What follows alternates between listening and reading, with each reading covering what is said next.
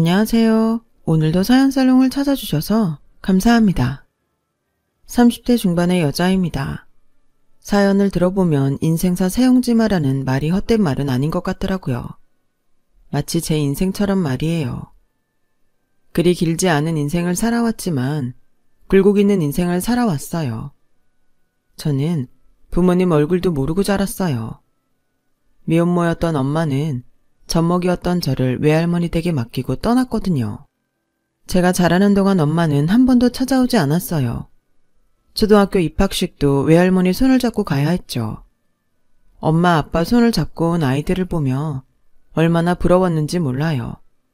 하지만 그렇다고 부러운 티를 낼 수는 없었어요. 그랬다가는 외할머니가 가슴 아파하실 게 뻔했으니까요. 나한테 유일한 가족이자 보호자였던 외할머니는 시장에서 장사를 하셨어요. 손수 뜯은 나물이며 집에서 기른 콩나물 같은 것들을 내다 파셨죠. 저는 어려서 기억이 안 나지만 동네 아주머니들이 그러는데 제가 젖먹이 때부터 할머니는 저를 업고 시장통에서 장사를 하셨다고 했어요. 한겨울 엄동설안에도 저를 업고 칼바람 맞아가며 장사를 해야 했던 할머니가 안쓰러웠던 동네 사람들은 돌아가며 대신 저를 봐주셨대요. 슈퍼 아줌마, 정육점 아줌마, 세탁소 아줌마 등등 온 동네 아주머니들이 저에게는 엄마였어요. 그렇게 남의 손에 자라서 그랬는지 집안 형편 탓인지 저는 남들보다 일찍 철이 들었어요. 한글을 읽고 쓰게 된 초등학생 때는 제 발로 동사무소에 찾아가 지원금 신청을 할 정도였어요. 그 덕에 동사무소에서 쌀도 받고 생활비 보조금도 받을 수 있었죠. 그때는 창피한 것보다 외할머니가 조금이라도 덜 힘들었으면 하는 마음뿐이었어요. 연세도 많으신데 소녀딸 키우시느라 쉬지도 못하시고 일을 하셨으니까요. 점점 굽어가는 할머니 허리를 볼 때마다 이러다 할머니마저 세상을 떠나시면 어쩌나 겁이 나곤 했어요. 그땐 정말 세상에 나 혼자뿐이니까요. 친구들은 크리스마스에 게임기며 휴대폰 같은 선물을 받고 싶다고 소원을 빌었지만 저는 그딴 건 하나도 갖고 싶지 않았어요. 그저 할머니만 제 곁에서 오래오래 살아주신다면 더 바랄 게 없었거든요. 하지만 사춘기에 접어들면서 저도 조금씩 변하기 시작했어요.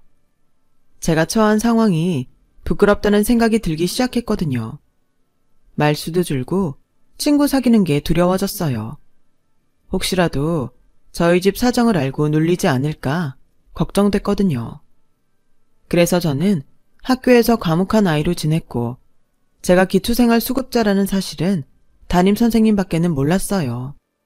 그런데 중학교 3학년에 올라가고 얼마 안 된 어느 날 그동안 감춰왔던 제 비밀이 반 아이들 앞에서 공개되고 말았어요. 범인은 담임선생이었어요. 야, 이진이, 너는 기초생활 수급자라서 나랏돈까지 받고 살면 고마운 줄 알고 열심히 공부해야 할 거 아니야.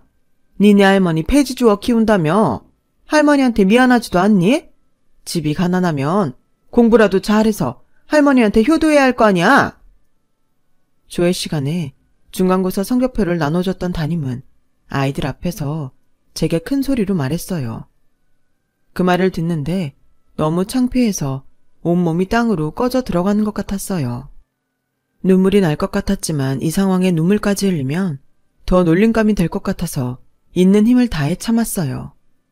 하지만 이런 제 노력에도 불구하고 그날 이후 질 나쁜 아이들은 저를 놀려대기 시작했어요.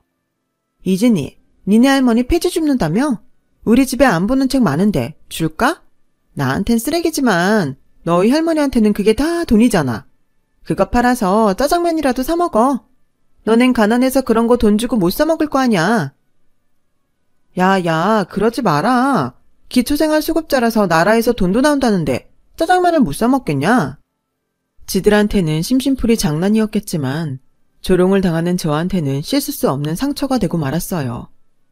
길을 걷다가 누가 날 쳐다보기라도 하면 질의 상대가 나를 놀리려는 게 아닐까 생각하게 됐고 어디를 가든 고개를 숙이게 됐어요. 당시 저희 할머니는 더 이상 시장에서 장사를 할 수 없게 돼서 회지를 조업하셨는데 그런 할머니가 창피해 길에서 만나면 피해 다니곤 했어요. 그러면 안 되는 건 알지만 그때는 창피함이 먼저였거든요. 나는 왜 하필 이런 집에 태어나서 이런 꼴을 당하고 사는 건지 차라리 태어나지 않았으면 좋았을걸 하는 생각이 들었어요. 학교도 가기 싫고 담임이랑 반 애들 얼굴 보는 것도 싫었어요. 그래서 학교 수업도 자주 빠지고 방황했어요. 그러다 몰려다니는 아이들과 어울리게 됐고 그 애들을 따라 나쁜 행동도 덜어 하게 됐어요. 그러다 보니 교무실에 불려다니는 게 일상이 되어버렸죠. 담임은 기다렸다는 듯이 그러더군요. 이래서 가정교육이 중요하다는 거야. 난 너 처음 볼 때부터 이럴 줄 알았다. 보고 배운 게 없는데 제대로 잘하는 게 더 이상하지. 난 너한테 딴 거 안 바래. 공부하란 말도 안 할 거야. 대신 내 학생으로 있는 동안은 나한테 피해 안 끼치게 해. 알았어? 그때는 담임을 골탕 먹이려는 생각에 더 사고만 치고 다녔어요. 그런 저 때문에 할머니는 학교까지 불려오곤 했지만 그래도 저는 정신을 차리지 못했었죠. 그랬던 제가 변한 건 고등학교에 들어간 이후였어요. 고1 때 담임선생님은 중3 때 담임과는 전혀 다른 분이었어요. 학생 기록부에 적힌 제 사정을 아시곤 어떻게든 도움을 주려고 노력하셨죠. 처음엔 그런 담임이 가식적이라고 생각해서 반발을 했는데 담임선생님은 그런 절 포기하지 않고 끝까지 설득하셨어요. 진이야, 지금은 세상이 믿고 될 대로 되라는 생각이 들지 모르겠지만 그건 내 자신한테 아무런 도움이 안 돼. 왜 미움 때문에 너한테 상처를 입히니? 그럴수록 세상에 맞서서 보란듯이 한 방 먹여야지. 안 그래? 성공해서 널 힘들게 하고 상처 줬던 세상이랑 사람들한테 보여주란 말이야. 나도 한때는 너처럼 방황했던 때가 있었어. 집안 형편도 어려웠고 부모님은 툭하면 싸우시다 이혼까지 하셨거든. 그땐 나도 부모님이 원망스러워서 이깟 인생 될 대로 되라고 생각한 적도 있었어. 그런데 가만히 생각해보니까 그래봤자 나한테 득될 게 없더라고. 기껏해야 넌 원래 그렇게 될 줄 알았다는 소리밖에 더 듣겠어. 그래서 그들이 원하는 대로 해주지 않겠다는 생각에 죽어라 공부했고 이렇게 선생이 됐잖니. 나도 했는데 너라고 못할 거 있니? 넌 이제 겨우 고1이야. 지금이라도 정신 바짝 차리고 달려들면 못할 게 없다고. 내 자신을 믿고 한번 해보지 않을래? 내가 옆에서 도와줄게. 그때 알았어요. 진심이 담긴 말 한마디가 한 사람의 인생을 바꿀 수 있다는 걸요. 그때부터 저는 어울려 다니던 애들과 연락을 끊고 공부를 시작했어요. 담임선생님은 약속대로 그런 저를 옆에서 지켜봐 주시고 도움을 주셨죠. 저희 할머니가 폐지 줍는 일을 그만둘 수 있었던 것도 담임선생님 덕분이었어요. 담임선생님이 직접 해당 기관에 찾아다니시며 할머니와 저를 위한 정부 지원을 신청해 주셨거든요. 그런 담임선생님을 보면서 저도 꿈이란 게 생기기 시작했어요. 우리 선생님 같은 멋진 선생이 되는 거였죠. 목표가 생기니 성적도 올랐고 3년을 열심히 성적을 올린 덕에 제가 원하던 대학에 합격했어요. 제가 대학에 합격했다는 소식에 담임선생님은 늦은 밤임에도 한 걸음에 저희 집까지 달려오셨어요. 할머니는 그런 선생님을 끌어안고 펑펑 우시더라고요. 선생님, 감사합니다. 선생님이 아니었다면 우리 진이는 아직도 사고나 치고 자랐을 거예요. 못난 할미가 제대로 키우지 못해서 인간구실은 제대로 하고 살 수 있을까? 늘 걱정이었는데 선생님이 우리 애를 살리셨습니다. 이 은혜를 어떻게 갚을까요? 진이 할머니, 진이를 구한 건 제가 아니라 진이 자신이에요. 그러니까 저한테 고마워하실 필요 없으세요. 저는 그저 교사로서 해야 할 일을 했을 뿐이니까요. 당시 선생님은 더 이상 제 담임은 아니었지만 고3 담임을 대신해서 제게 필요한 장학금이며 그 밖에 기업이 후원하는 장학사업 프로그램을 찾아주셨어요. 덕분에 돈 걱정 없이 대학 4년을 다닐 수 있었죠. 제가 대학교 2학년이 되던 해 담임선생님은 결혼을 하셨어요. 선생님 남편은 약사였는데 선생님처럼 마음이 따뜻한 분이셨어요. 제가 댁에 놀러갈 때마다 저희 할머니 영양제까지 챙겨주실 정도로요. 부부는 닮는다고 두 분은 외모도 성격도 닮은 데가 많은 분들이셨어요.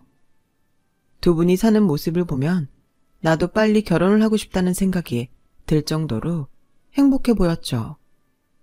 대학교 4학년이 된 저는 제가 졸업한 고등학교로 교생 실습을 나갔어요. 솔직히 나를 모르는 학교로 가서 새롭게 시작하고 싶었어요. 중학교 때도 그렇고 고등학교 때도 저에게 좋은 기억은 없으니까요. 담임선생님은 그런 저를 설득하셨어요. 그럴수록 모교로 오라고요. 피하지만 말고 네가 성공한 모습을 당당히 보여줘. 그게 복수야.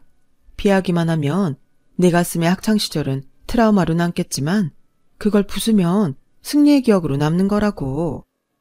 듣고 보니 선생님 말씀이 맞는 것 같아서 모교로 교생 실습을 나갔어요.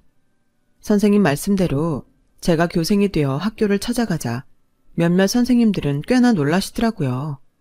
하지만 다들 제게 대견하다는 눈으로 봐주셨어요. 실습이 끝나 학교를 나올 때는 손편지를 써주신 선생님도 계실 정도로 응원을 많이 받았어요. 모교로 오길 잘했다는 생각이 들 정도로 뿌듯하더라고요. 인생의 산을 하나 넘은 기분이었죠. 대학을 졸업한 저는 그해 임용고시에 합격해 이듬해 서울에 있는 모 중학교 국어교사로 발령을 받았어요. 제가 임용고시를 준비할 때도 그렇고 교사 임용이 된 후에도 선생님은 다방면으로 도움을 주셨어요. 수업 자료를 만드는 것부터 학생 관리, 학교 행사 등등 사소한 것 하나까지 세심하게 가르쳐 주셨거든요. 그런 선생님을 볼 때마다 닮고 싶다는 생각을 하곤 했어요. 교사 임용이 되고 2년쯤 지났을 무렵 같은 학교 수학 선생님 소개로 남자를 만나게 되었어요. 남자는 7급 공무원으로 저보다 5살 연상이었어요.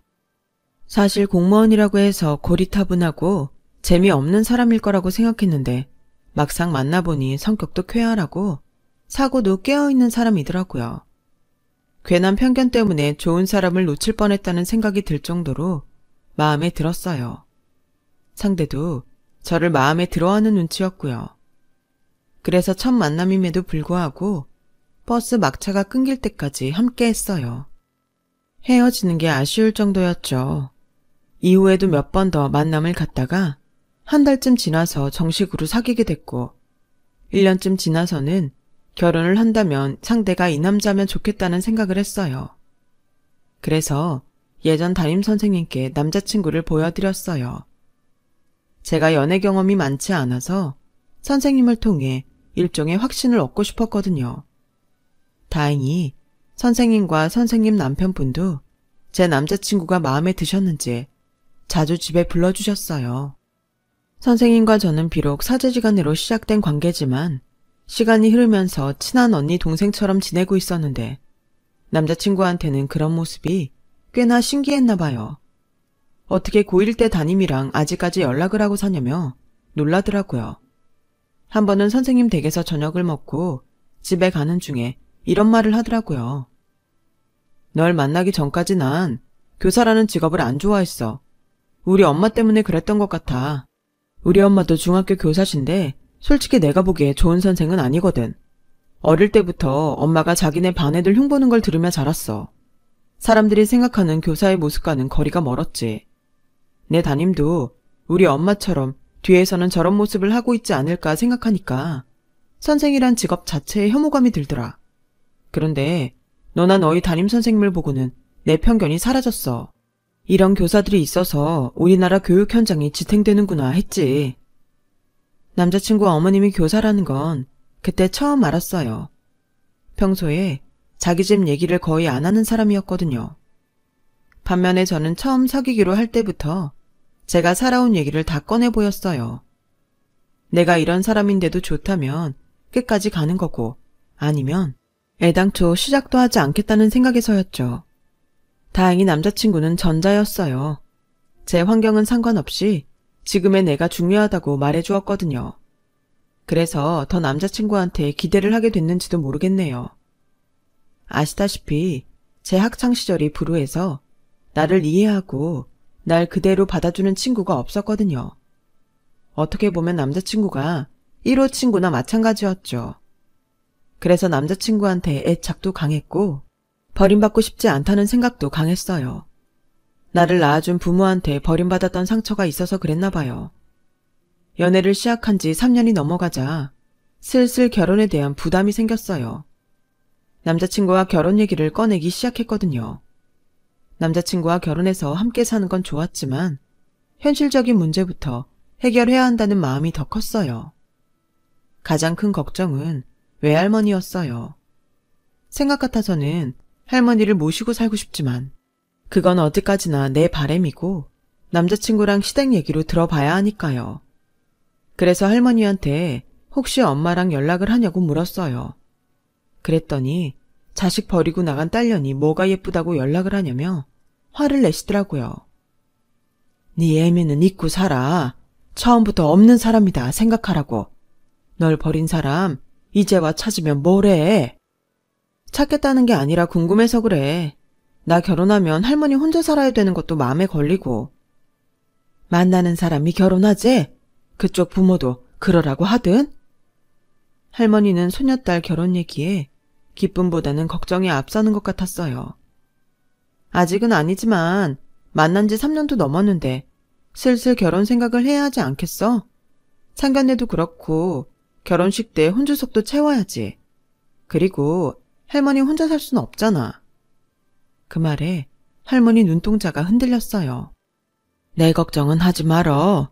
정부서 보조금도 나오고 동사무소에서 김치도 보내주고 다 해주니까. 넌 네 살 걱정이나 해. 할미는 할미가 알아서 살 테니까. 말씀은 그렇게 하셨지만 20년 넘게 함께 살아온 소녀딸이 떠난다는 생각만으로도 할머니는 흔들리는 것 같았어요. 그때는 할머니의 이런 반응 뒤에는 다른 이유가 있다는 걸 몰랐어요. 얼마 뒤 남자친구가 프로포즈를 했어요. 집에서도 결혼을 서두르는 분위기라 일찍 해치우자고 하더군요. 그래서 할머니 때문에 결혼은 천천히 했으면 한다고 했더니 그럼 일단 자기 부모님께 인사라도 드리자고 했어요. 사귄 지 3년이 넘도록 찾아뵌 적이 없어서 많이 궁금해하신다고요. 자기도 교사라니까 엄마가 특히 반가워하시더라. 학연 지연은 아니더라도 따지고 보면 같은 업종 종사자니까 점수는 후하게 주시지 않겠어? 그러니까 너무 걱정하지 마. 남자친구 말에 조금은 안심이 됐지만 그래도 불안감은 떨칠 수 없었어요. 2주 뒤 주말을 맞아 선물을 들고 남자친구와 예비시댁에 함께 찾아갔어요. 잘 보이고 싶은 마음에 옷도 신경 쓰고 화장도 연하게 했죠. 그런데 원수는 외나무 다리에서 만난다고 하필 그 사람이 거기에 있지 뭐예요. 오래전 제게 상처를 준 중3 담임이요. 처음엔 저를 못 알아보는 듯 하다가 제 이름과 굳어버린 제 표정을 보더니 그제야 저를 기억하더군요. 너? 땡땡 여중 나온 이진이 맞지? 세상에 데려올 여자가 없어서 하필 이런 걸 집에 들여? 중3 담임은 안으로 달려들어가더니 살충제를 들고 나와 제게 뿌리기 시작했어요. 그러자 남자친구가 자기 엄마 손에서 살충제를 뺏었어요. 엄마, 지금 뭐 하는 거예요? 그거 이리 안 내? 쟤네 할머니가 뭐 하는 사람인지 알아? 더러운 폐지 줍는 노인네야. 더러운 병균이 득실득실한 집구석에서 사는 바퀴벌레처럼 사는 애라고. 너 당장 내 집에서 나가. 더러운 몸뚱이 들고 당장 나가라고. 여전하시네요. 세월이 흘러도 어쩌면 하나도 안 달라지시고 그대로세요. 하긴 천성이 어디 그리 쉽게 변하나요. 한때는 그래도 당신을 용서해야겠다는 마음을 가졌던 때도 있어요. 그런데 오늘 보니 그럴 필요 없겠네요. 민준 씨, 내가 전에 말했었지? 애들 앞에서 나를 기초생활 수급자라고 떠벌린 담임이 있었다고. 그게 바로 내 앞에 있는 이 사람이야. 폐지 줍는 할머니랑 산다고 무시하고 거지 취급했던 그 사람 말이야. 자기가 왜 자기 엄마를 싫어야 했는지 이제야 제대로 알겠네. 나라도 이런 엄마는 싫을 테니까. 내 몸엔 더러운 병균이 득실된다고요? 내가 보기엔 당신 머릿속엔 그보다 더러운 오물이 가득한 것 같네요. 세월이 흘러서 더 고약한 악취를 뿜어대는 걸 보니 말이에요. 민준 씨, 그동안 고마웠어. 하지만 나 이 결혼 못하겠어. 그러자 중3 담임이 가소롭다는 듯 저를 보며 말했어요. 이게 어디서 꼴값을 떨어? 니깎게 뭔데 하고 말고를 정해. 그건 우리 쪽에서 정하는 거야. 네가 아니라 내가 정한다고. 아니요. 내 결혼이니까 내가 정해야죠. 그쪽에서 말하기 전에 내가 먼저 확실히 말해둘게요. 난 당신 같은 쓰레기 교사 며느리가 되고 싶지 않습니다. 그쪽이 아니라 내가 거절하는 겁니다. 제대로 아세요. 아셨어요? 그 말을 끝으로 뒤도 안 돌아보고 그 집을 나왔어요. 그날 밤 남자친구는 저희 집으로 찾아와 얘기 좀 하자고 울먹였지만 끝까지 대문을 열어주지 않았어요. 어차피 끝낼 거라면 그 사람에게 미련을 남기고 싶지 않았거든요. 제가 확실히 하지 않으면 그 사람이 더 힘들어질 수도 있으니까요. 그게 남자친구에 대한 마지막 예의라고 생각했어요. 비록 남자친구 앞에선 매몰찬 모습을 보였지만 저도 사람인데 어떻게 멀쩡할 수가 있겠어요. 가만히 있어도 눈물이 쏟아지고 숨을 쉬어도 속이 답답하기만 했어요. 할머니는 저를 보시고는 모든 게 당신 탓이라며 가슴을 치셨어요. 아가, 미안하다. 내가 네 애미랑 널 떨어뜨려서 네가 고통을 받는구나. 할머니, 그게 무슨 소리예요? 네 애미가 너랑 같이 살겠다는 거 내가 내 딸년 고생 안 시키려고 재치자리로 보내버렸다. 몇 번이고 너 보겠다고 찾아온 걸 내가 기어이 돌려보냈다. 아가, 이 할미가 죄인이다. 내 새끼 살리자고 너한테 모진 짓을 한 이 할미를 원망해라. 할머니는 주먹으로 가슴을 팍팍 치시며 한참을 우셨어요. 순간이지만 할머니가 원망스럽기도 했지만 그 마음을 이해할 수 있었어요. 내가 부모라도 그랬을 것 같았거든요. 젊은 나이에 딸을 혼자 키우게 됐는데 어떤 엄마가 그러고 살라고 하겠어요. 야속하긴 하지만 할머니로선 최선의 선택을 하셨던 것 같아요. 그날 밤 저는 고1 담임선생님을 찾아가 한참을 울다 왔어요. 그렇게 울고 나니 가슴을 꽉 막고 있던 돌덩이가 녹아내린 것 같더라고요. 하지만 예전의 나로 돌아가기까지는 시간이 필요했어요. 남자친구와 헤어지고 한 달간은 밥도 먹기 힘들 정도로 괴로웠어요. 중3 담임은 전생에 나랑 무슨 악연이 있길래 끝까지 나를 괴롭히나 싶었죠. 남자친구랑 보낸 3년의 시간이 서울 곳곳에 흔적을 남긴 바람에 한동안 연애를 할 때 다니던 카페 거리는 피해서 다니게 되었어요. 그래도 시간이 약이라고 어느 정도 지나고 나니 다시 제자리를 찾게 되었고 중간고사에 사생대회 등 학교 행사를 치르다 보니 조금씩 실연의 아픔은 사라져갔어요. 파혼 후 2년 뒤에 저는 새로운 사람을 만나게 되었어요. 고1 담임선생님 남편이 소개해준 사람인데 저와는 4살 차이가 나는 남자로 사부님과 같은 약사예요. 저희 외할머니가 한 많은 인생을 뒤로하고 세상을 떠나셨을 때 제 곁에서 힘이 되어준 사람이죠.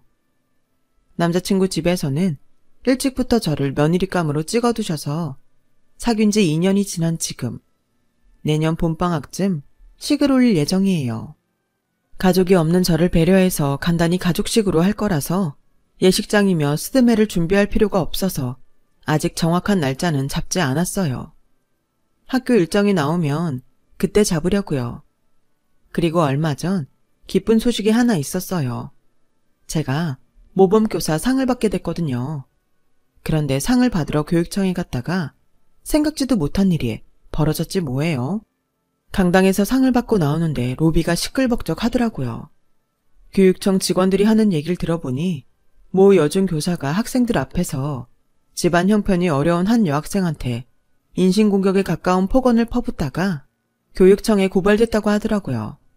상황이 담긴 동영상이 인터넷에 퍼져서 기자들까지 몰려온 거였죠. 도대체 그런 짓을 한 선생이 누군지 얼굴이나 보려고 갔는데 세상에 헤어진 전 남자친구의 엄마였어요. 제 중3 담임이요. 기자들을 피해 교육청 안으로 달려들어오던 중3 담임은 상장과 꽃다발을 가슴팍에 안고 있는 저를 보더니 인상을 팍 썼어요. 이건 또 여기 왜 있어? 꼴에 상 좀 받았다고 자랑하러 왔니? 너랑 입씨름할 시간 없으니까 꺼져. 재수없게 하필 이럴 때 나타나? 창피하긴 한가 보네요. 그러게 인생 똑바로 살지 그랬어요. 오죽하면 자기 그렇게 무시하던 제자 앞에서 이런 개망신을 다 당한대요. 그렇다고 다른 사람 탓은 하지 마세요. 이게 다 자업자득이니까. 애초에 당신 같은 사람은 교단에 서면 안 되는 거였어요. 교단에 서서 어린 제자들 가슴에 비수나 꼽는 게 무슨 교사예요? 꿀값 떨지 말고 좋은 말 할 때 꺼져. 더러운 페이지 주워먹고 살던 게 꼴에 선생 됐다고 나랑 같은 급이라고 착각하는 모양인데 웃기지 마. 너랑 나는 태생부터 급이 달라. 그래, 당신하고 난 급이 다르지. 우리 할머니는 비록 폐지를 주워가며 힘들게 손녀딸을 키우셨지만 살면서 남의 가슴에 못 박는 짓은 하지 말라고 가르치셨거든. 그런데 당신은 어때? 있는 집 딸로 태어나 잘 먹고 잘 살았으면 뭐해? 결국 이 꼴이잖아. 정년을 앞둔 나이에 제자들의 칭송은 못 받을 망정 고발이 웬 말이야? 당신 하는 꼴이 오죽했으면 학생이 선생을 고발하겠냐고. 창피한 줄 알아야지. 어디서 큰 소리야? 잘 보라고요. 못된 주둥이 나불대다 제자한테 고발당한 당신이랑 제자들 응원받으며 모범 교사상 받는 나랑 누가 더 급이 높은지 더 더러운 걸 보기 싫으면 스스로 교단에서 내려오세요. 당신 같은 미꾸라지 때문에 멀쩡한 교사들 욕먹이지 말라고요. 속에 담아두었던 말을 쏟아붓고 교육청을 나오는데 그렇게 시원할 수가 없었어요. 순간 포기하지 않고 교사가 되길 잘했다는 생각이 들었거든요. 그리고 그 말도 떠올랐죠. 고1 담임선생님 말처럼 성공해서 그들 앞에 당당하게 서는 게 최고의 복수가 될 거라던 그 말이요. 그런 의미에서 저는 인생 최고의 복수를 한 셈인 것 같아요. 상장보다도 가슴 벅찬 그 순간을 저희 선생님과 함께 나누었습니다. 시원한 맥주로 축배를 들면서요. 저도 항상 아이들 생각하면서 우리의 미래들을 위해 살아가겠습니다. 지금까지 제 사연을 들어주셔서 감사합니다. 좋은 인연들과 행복하시길 바랍니다. 여러분, 사연 댓글에 응원과 현명한 조언 부탁드려요. 좋아요와 구독은 저에게 큰 힘이 됩니다. 오늘도 좋은 일 가득하세요.